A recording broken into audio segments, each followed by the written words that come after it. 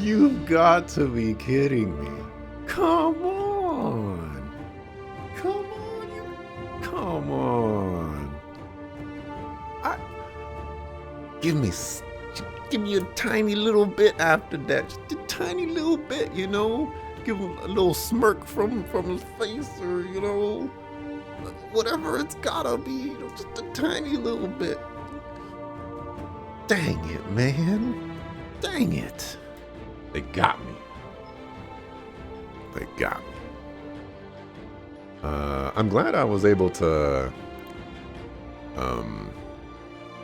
kind of piece that together. I've been thinking about Andreas working with the Empire for quite some time, because there's been a lot of instances where he just like knows exactly what's going to happen and knows exactly how to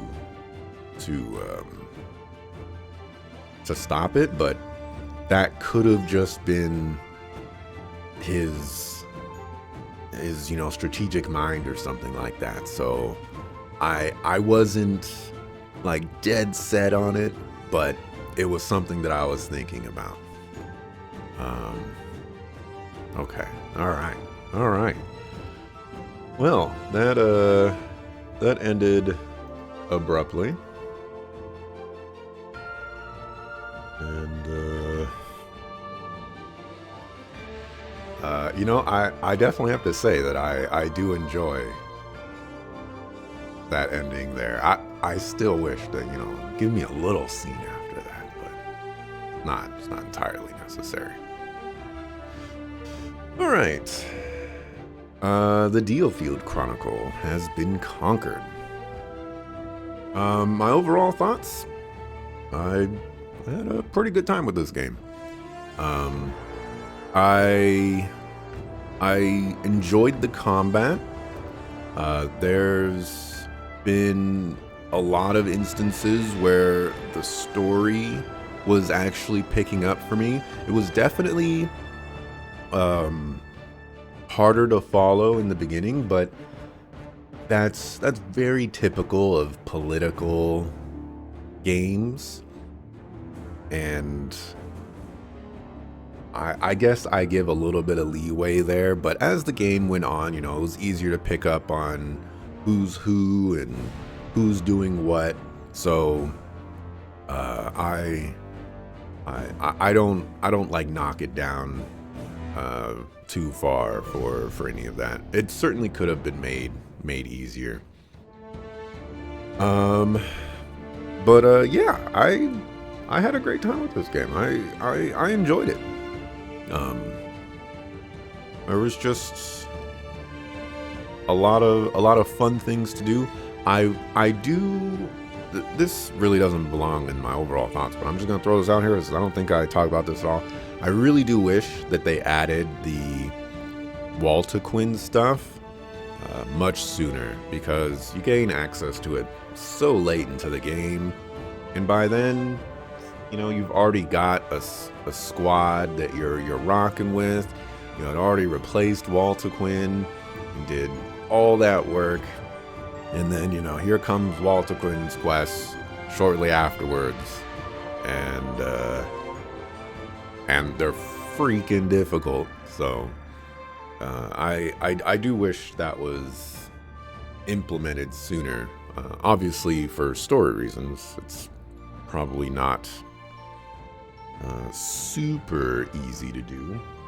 I'll also add in here that adding Walter Quinn back into the party, it's super cool and I dig it, but it's also incredibly weird and strange, and you know, you could have given me like a new character. You could have just let all my other mages. I guess I didn't try that, huh? I'm assuming that you cannot equip uh, undead stuff on other people, but for some reason I did not try that. It wasn't really necessary for me to try that, but you know, there's that. Well, give me an after credit scene. Yeah, buddy. couple of times where he spared Imperial soldiers too.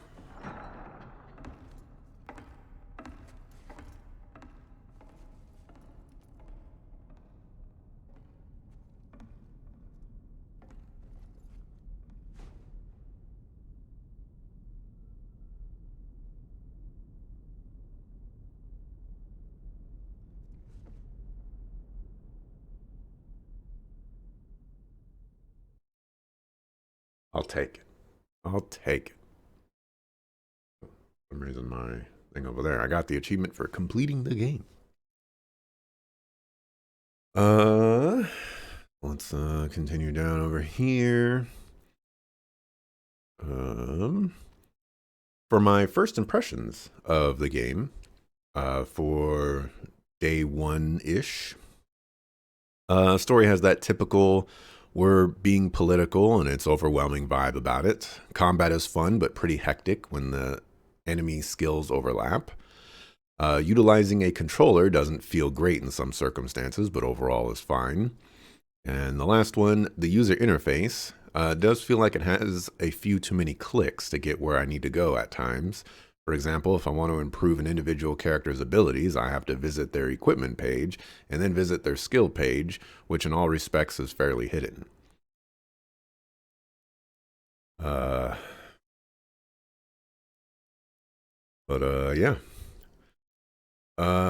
For the story, was it satisfying?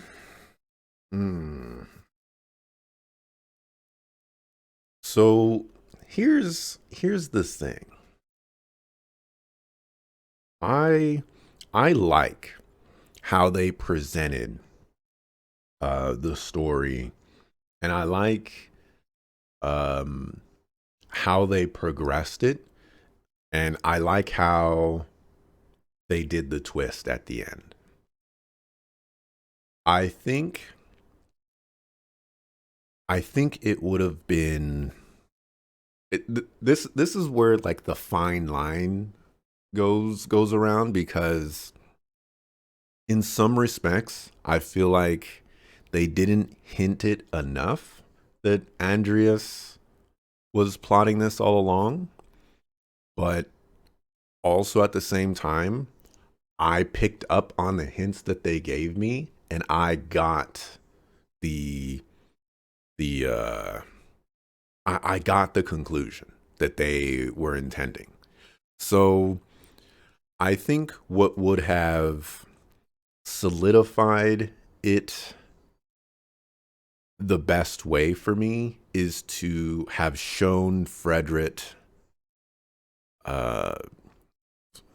declining into madness, I guess, sooner than he did, and maybe handling the whole I'm Levantia thing a little bit better as well.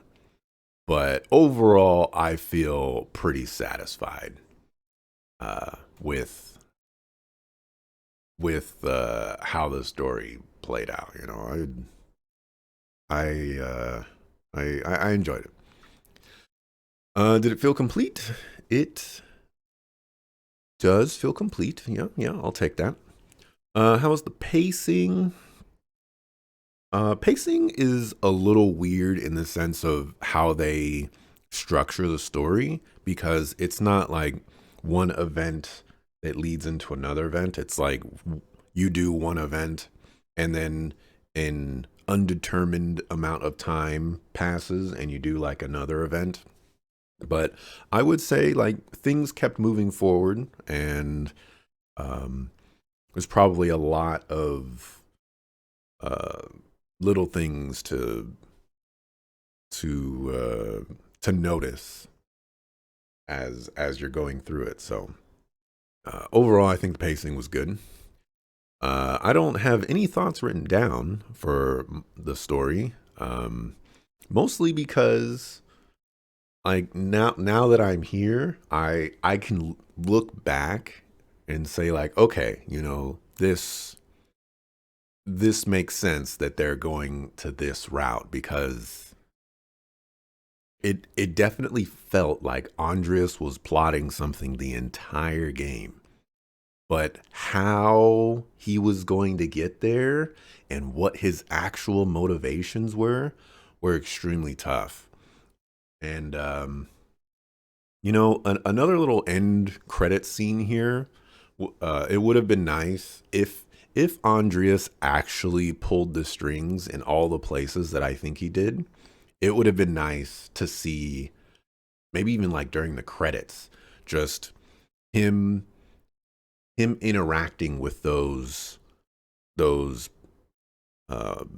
board pieces and saying like, yeah, Andreas was behind all of this the entire time. But maybe it wasn't that like huge of a thing for him. Maybe he wasn't in charge of all that. I don't know. For the characters, I gotta say that you don't come across very many Andreases in the JRPG world, and Andreas is exactly my type of character. He's super intelligent, super um, like uh, uh, strategic, I suppose, and he also he also seems to have a plan or like a plot looming for something, and that was it was really really nice to just have this super strategic character who is also insanely mysterious, and people like pick up on that, but they can't quite like pierce that veil of figuring out like why is he so mysterious. um I they they handled Andreas really really well. Walter Quinn is refreshing for you. You don't see characters like her often. Walter Quinn, uh, um, Walter Quinn was an interesting one for me because I do agree with you that they don't really do the whole I'm I'm just gonna do what I want, and if that involves killing everybody, then so be it. You don't see that a lot on the quote good guy side. So I will definitely give you that. That I like. I do think that uh, part of her character is refreshing. I didn't really find her character to be as great as I wanted it to be, though. I I I kind of feel like the way she started out was was cool, and then there was like one turning point in the game where all of a sudden she just went crazy. And instead of it being like gradual, I felt like they skipped ahead, like 20 or 30 points or something like that. Um but uh you know, it is what it is. Uh Personally, replaying the game made you discover a lot of things that went over your head for the first time. I can also see that. Um, there's there's a couple of instances, like especially where there's a force leaving uh, Dagria port or something like that, and we go to intercept it, and Frederick's like, okay, let's go to the port and liberate the port. And Andreas is like, hey, hold on a second. If we do that, we're gonna get wiped out. We need to back off. We need to regroup. And right there is a perfect example of Andreas is working for the Empire right there. Um, there's all these other things in the game too that happen that I really wonder if Andreas was actually involved with it. The whole Duke Henday taking over Southfield and stuff like that, where like I wish we got some explanation about that. Like part of that whole credit scene that I wanted where, he's talking to this person and that person walks over to Henday and then like Henday you see, like Southfield getting taken control of, stuff like that. Would have been really nice if, he actually was involved with it. For gameplay mechanics and design, what gameplay elements stand out? I'm so glad to see waypoints as a movement option. It's so rare. Yeah. So in a lot of tactics games, waypoints aren't necessarily needed because waypoints are used to go certain places and then go some other places without interacting with places along the way that your path would normally go. So I can see why some tactics games don't have them. But then again, there are other games out there where you absolutely do need them. I played a game a couple of years ago where, like, I needed waypoints to go around floor hazards, and it just wasn't. They weren't having it, like. So really happy to see waypoints. Um, Certainly an underutilized feature in tactics games. Um, and the last point that I have for gameplay mechanics and design, which splinters into several other points, but is probably my largest criticism of this game, and that's there are several upgrade option paths that don't feel like they provide value. The skill tree, where SP is spent, or skill points, I guess that's probably what it stands for, offers various upgrade paths for skills, and some of them are to the effect of 5% buff/reduction. To further add complication, as far as I'm aware, skills are only offered based on the type of weapon equipped. This means you can upgrade skills you like, but still be put in a scenario where you're not using those skills. Um,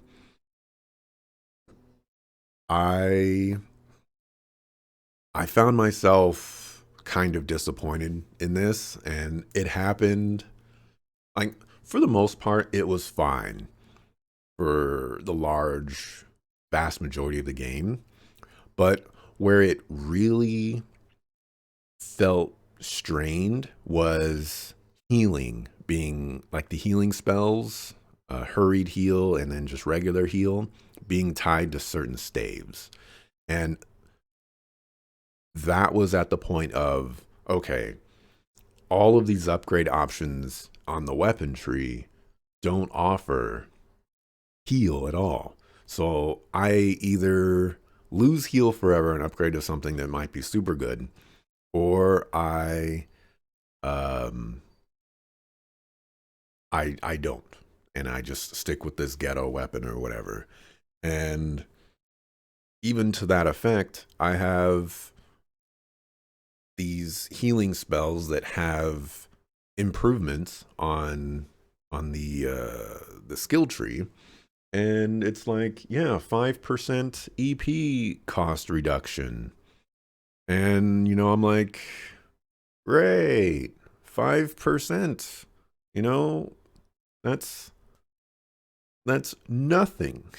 That it might as well be 1%, Like, come on. 5%? It's ridiculous. The ability tree, where AP is spent, offers individual character buffs that just don't seem to justify their cost. Something like reducing cooldown time by 5% for 10 AP feels crazy. After 10 levels, that's powerful enough to grab over spending 9 points for 9 attack, or 300 hit points, or 15 technique. It's crazy. This to me is also crazy. Uh, like pro, it might be of everything. It might just be the most egregious part of the lack of value in the upgrade paths, because I don't want to spend 10 levels not getting anything. And then once you get to that level 10 and you get your 10th AP, you spend it on 5% cooldown reduction.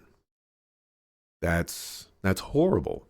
Uh what like I'm terrible at math here, but 5% of, a cooldown of 10 is like, you might as well just not have that 5%. And that's kind of a consistent thing throughout here.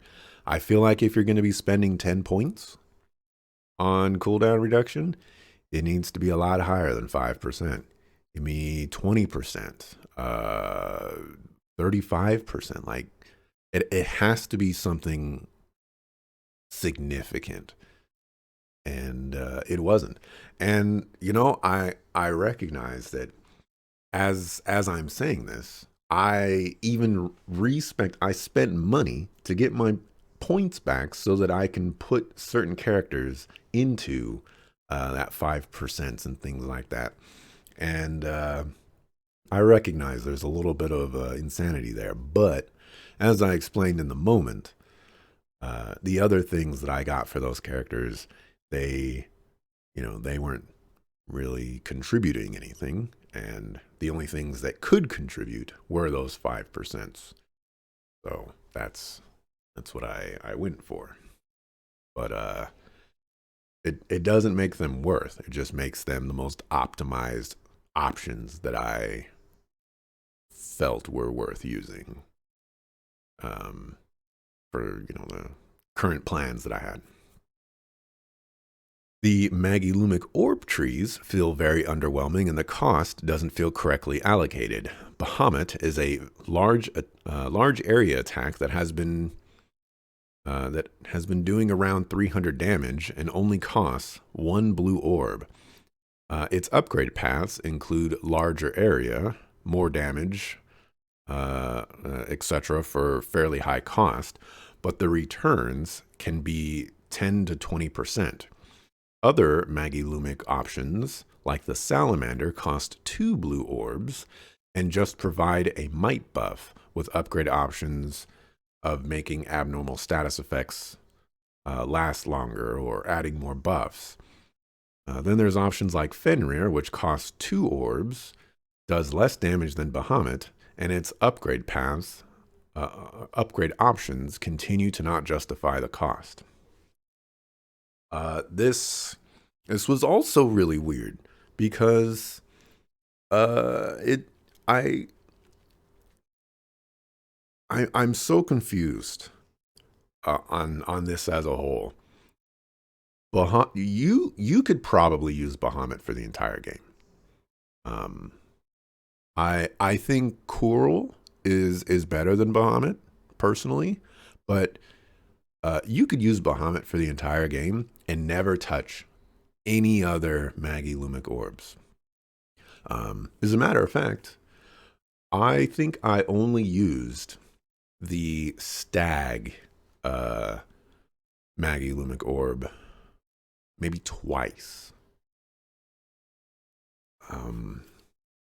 I think it was twice, and one of them I think was a okay, I'm going to use this, and the other one was, I'm in a lot of trouble, I need EP. This is a really good way to do that, because I don't necessarily need the damage from a Magilumic orb. Now I can do more damage by getting EP on my characters. So yeah. I do recognize that the Stag one is very, very useful. I just have a problem with the orb cost that these Magilumic orbs have. It doesn't make any sense that Bahamut is so good for one cost. And you have other ones like Salamander. It's like you can get a might buff for 2 orbs. It's insane. It's absolutely insane. Salamander's really bad. Yeah. There's always a convalescent circle, but it's not always practical. I I didn't use that very often, and I definitely recognize that I could have used that more. Um, and maybe I should have. Um, but yeah, yeah. Apparently, the character bios are upgraded post game. Oh, interesting, interesting. Salamander is particularly sad because Ignition exists. Ignition is so good. Holy cow. I I yeah. You know, as the game like after beating the game, I feel like I could have gotten rid of the frost thing and went back to the meteor attack and and been pretty good with having the meteor for the fire ability and then ignition, but also at the same time, it wasn't technically necessary because I had fire breath. So maybe the frost was probably the better choice. But yeah, ignition, yo, ignition is crazy. Last point.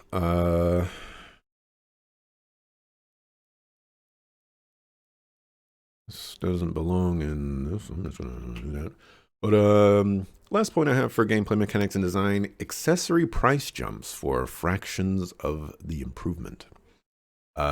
This one, this one was crazy to me. It's like, yeah, I can spend 100. Well, I'm just gonna throw out random numbers. I can spend 100 money for 5 attack, and then I can spend 500 money for 8 attack, and then I can spend 1,500 money for 10 attack, and then I could spend 5,000 money for 12 attack. And it's like, well, hold on a second. Where are you getting these numbers from? You know, like, can you relax a little bit here? It's not worth 5,000 to get 2 more attack. Doesn't make any sense. And money is so strained in the beginning of the game. It's crazy. It's so crazy. For combat, I enjoyed the combat. For dungeons, you know, I'm gonna say that I do wish there was more. I'm gonna call them dungeons, but like I wish there was more map variety. Uh, there definitely felt like some of them were repeated more than others, but that might be some of like the side quests bleeding in, and so all of the main story quests might be unique. And I don't recall. I'll I'll also add, I do wish there was more enemy variety. Um, and you know what? I'm actually gonna say I wish there was more unit variety, like classes as well. I feel like the way they approached the class system, where certain people are, like soldiers, then you have cavaliers, then you have the mages, and then you have the archers. And then from there, you splinter off into different types of archers and things like that.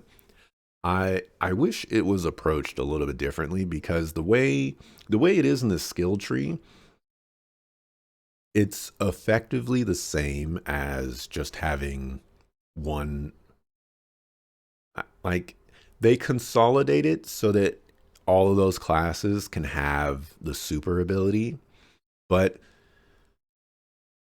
at least instinctually for me, when I look at a skill tree like that, I say, oh, all of these options are going to affect this particular class, but it doesn't actually do that. It splinters off into its own trees for each particular class. And like when you look at the tree initially, you're like, oh, look at all these options that I have. And then when you actually start hovering over all the nodes, it's like, oh, look how many options I have. You know, the excitement is gone. So I definitely think there was a lot of room for more customization of abilities and whatnot, to make those aspects a little bit more exciting. Maybe separate the classes, and I'd love to see a sequel where there's more classes added. I'm also going to add, this is probably a story reason, and I get it for that, but I should have been able to recruit another assassin. Would I have used another assassin? I don't know. But the fact that you only get one assassin and it's Andreas is a little crazy. You get two of every other class except the axe guy. You don't get the axe guy twice. You don't get the assassin twice. I I feel like that's a goof for me. The axe guy feels absolutely awful. I really hate the berserker archetype where it's like, yeah, we want you to be at 10% HP, but when you're at 10% HP, you get 10% more damage or 50% more damage. It's like, what would be more helpful is if I wasn't at 10% HP and I was just doing normal damage, because then I wouldn't have to heal the sucker so that he wouldn't die, and then I wouldn't get rewards and all that other stuff. It's a lot easier to just not have to handle that. The berserker, the whole berserker archetype needs to change or just die completely. Please. For cardinal sins, I have a new one. This is something that has bothered me for all tactics games in the entire world, and it's honestly been a long time coming. But can't view the map before deploying units. So this is not necessarily a game, in my eyes, where you're going to change around your unit loadout based off of the units that you see you're not going to be doing that very much. But I need to see the the map in order to make certain decisions. And if I can't do that at the start, then we're already off on a bad foot, because there might be a scenario where I need to look at the map and then reload and do it. And it's just like, let me look around the map, see where all the little, health globe things are and the treasure chest is, and then let me order my unit placement however I want them to be, and then I can start the map and we can get into that. Because literally the first thing I do on every single map is, like, on frame 6, I go into the overview and I look around the map to see what I'm doing, and it's just kind of annoying. So yeah, that's going to be a new cardinal sin for tactics games. You'd love a sequel. Sequel would be pretty cool. There's enemy axe units, but Andreas' skill set is unique to him the entire game. So you're going with it's because of story reasons. Just probably. I have seen the axe units. I even want to say that I've seen some units out there use one or two skills from Andreas, but I can't recall. So you might be right. I might just be hugely mistaken on that. For sound and music, I thought the music was solid. Nothing really stood out to me. It was more of the general orchestra stuff. and I think it fit the scenes that it was in. It never like stood out. I was like, oh my goodness, this music is terrible. You know, like I felt like the music was doing what music should be doing. For voice acting, I loved the voice acting in this game. There were multiple instances where the levels of the voice acting would be like really high for one or two lines, and then it would drop down to normal levels after that. But I really like, I don't know the origin of the accents, but it sounds, European-ish to me. And I enjoyed both the performances from all the actors and actresses, and um, I also enjoyed, like the overall sound of it. It felt cohesive, and I enjoyed it. The voice acting was very, very nice. For graphics was. I feel like there were some moments where it didn't look as nice as it probably meant to be. But overall, I think the graphics were fine. Is the game worth recommending? I would recommend this game. I think this game is fun. If the developer is watching, uh, I I think I've pretty much gone over the big points that I would like to see addressed, and that's I want to feel like the things that I am upgrading into are things worth upgrading into. Uh, 5% off of a 12-second cooldown or a 20-second cooldown is for 10 points, which equates to like 10 levels. That's not it. It's not it at all. I would also like the ability to either swap around abilities on weapons so that I can have a weapon with somewhat customizability, uh, in the sense of, maybe I can have the skill combinations that I want on a weapon. That, or I would like skills not to be tied to weapons at all, and weapons are just stats, and the skill trees are what unlock the abilities. And then characters, can have 3 slots or something like that, and I can put any 3 abilities in there that I want. Um, I I just feel like that would be a little bit more fulfilling, because when the decision towards the late game of, all right, do I choose like 30 or 40 attack on Andreas's weapon, or do I choose and a bunch of other stats, or do I choose Dagger Blitz?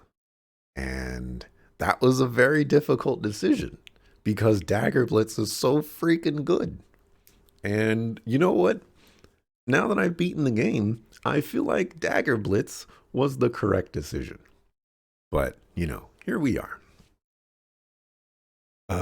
So yeah, I think if all the upgrade options were just made more enticing and actually more impactful, I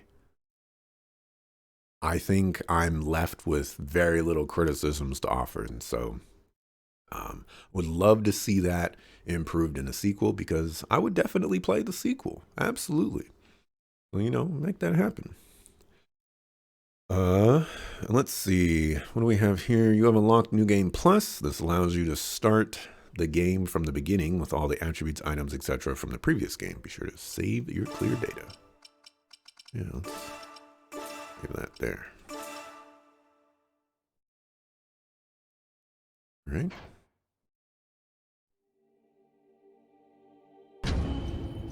Alrighty. New Game Plus. Alrighty. Well, looks like that's gonna be a wrap up for today. You know, a nice little earlier stream. I'm gonna stop my thoughts here and then I'll talk with chat a little bit. And yeah. Documents.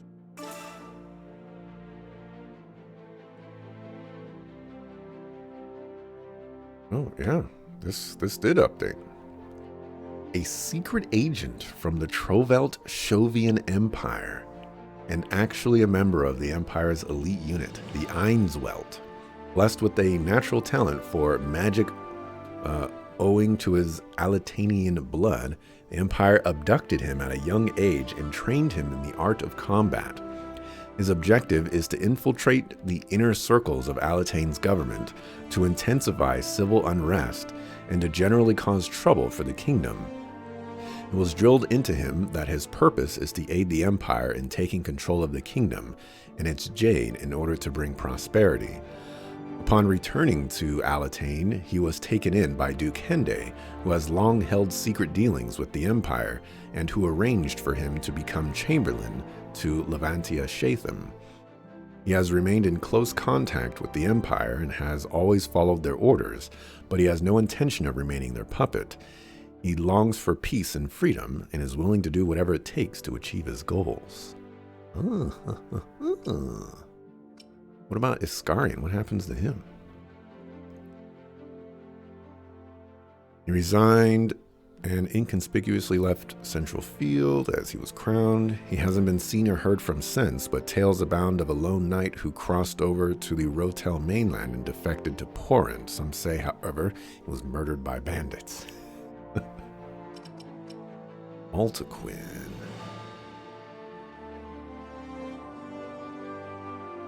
She was killed, but no body was ever found. Oiselere.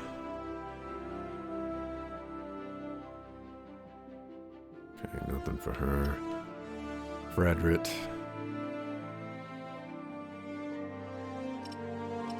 Shavat.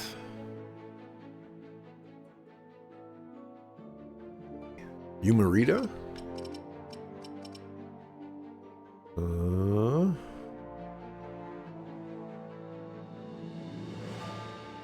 Oh, she is actually a secret agent from the Empire's Einswelt unit, like Andreas. She was in contact with him even before joining the Blue Foxes, and had been running undercover missions for him. She also carried messages for Duke Hende, but when the unit decided to turn on its master, she chose to side with the Blue Foxes without hesitation. Unconfident by nature, she looks up to and wishes to assist Andreas, who has far outstripped her by making tangible strides towards fulfilling his mission as a spy.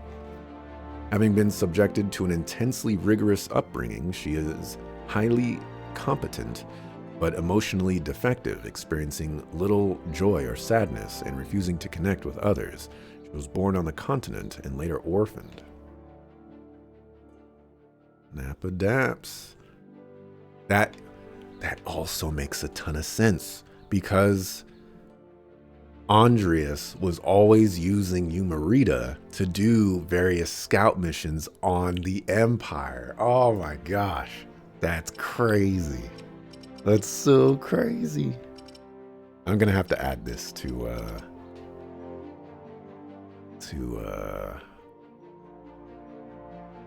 the end of my thoughts. Remember Yolzim, the first leader of the unit? I don't remember that guy at all. Yolzim.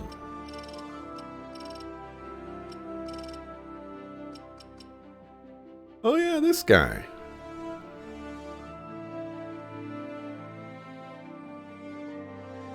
He got like ambushed or shot or something. Was that Umarita that killed him?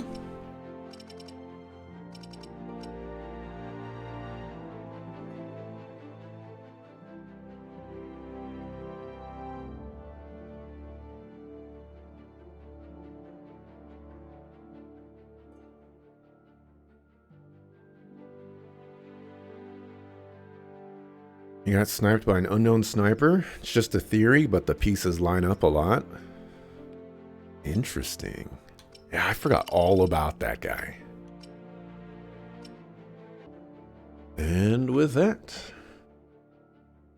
see ya the next time I see you. Peace.